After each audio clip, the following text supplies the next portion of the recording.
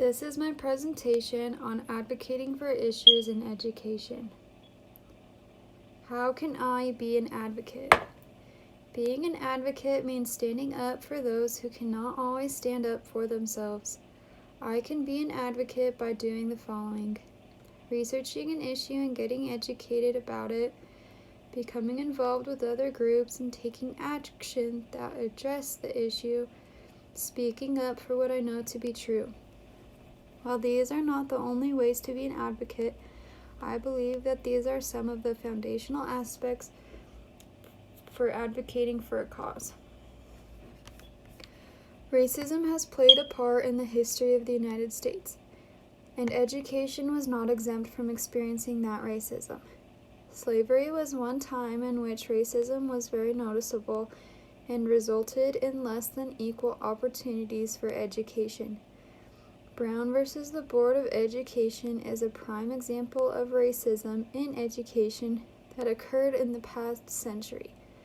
In 1954, the Supreme Court ruled against segregation, determining that separate but equal education was unconstitutional. The Centers for Disease Control and Prevention conducted a study in the beginning part of the year 2021. This study found that 1/3 of the students in the study had experiences being treated unfairly and unequally due to their race. While yes, this is a current issue that needs to be changed, this can also prove to be another issue in the future because it can lead to students developing greater mental health issues. Another issue that can be seen in education in schools today is funding. Schools typically use their funding for a variety of things, including teacher compensation, early childhood education programs, and smaller class sizes. It has been proven that greater school funding can lead to higher graduation rates and lower poverty rates as adults. My sister recently graduated from high school. She was telling me how her high school changed up their use of the funding in the past few years. They decided to make school lunches free for all the students. I think this is a great way that this high school used their funding and resources in a positive light that impacted all of the students. For this presentation, I will be focusing on racism in education. One of the main things that I need to remember when it comes to advocating for this cause is what an advocate is.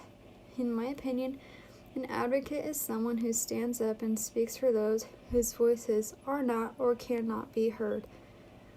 My grandpa and my sister are the main reasons that I am choosing this topic. My grandpa was a professor at a community college near the Navajo Reservation. He spent a lot of his efforts in making classes and other resources more attainable and accessible for all students, especially those who did not have previous access to those resources. One of the things that he did was work to make tuition more affordable for the Native Americans in the area. He knew that having an education could lead to them having a better quality of life. But he also knew that not all of them could afford a quality education. Because of that, he worked with his colleagues to develop a plan for tuition and other rates to be decreased. As I mentioned earlier, my sister is a recent graduate from a high school in a small town. She witnessed students being affected by racism on a daily basis. Some students were offered free clothes simply based on the color of their skin, not based on the actual need for those clothes. This is just one example of racism that she noticed while there. The Racial and Social Justice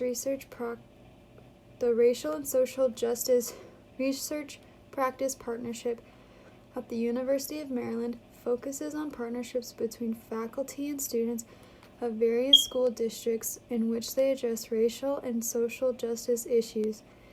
They fund grants to those who have been affected by race and other social injustices. A study at the University of Chicago found that racism will impact the future of education in various ways. These include, but are not limited to, access and opportunity, achievement gap, and the social climate of the school. These are the 5 references and resources that I used for this presentation.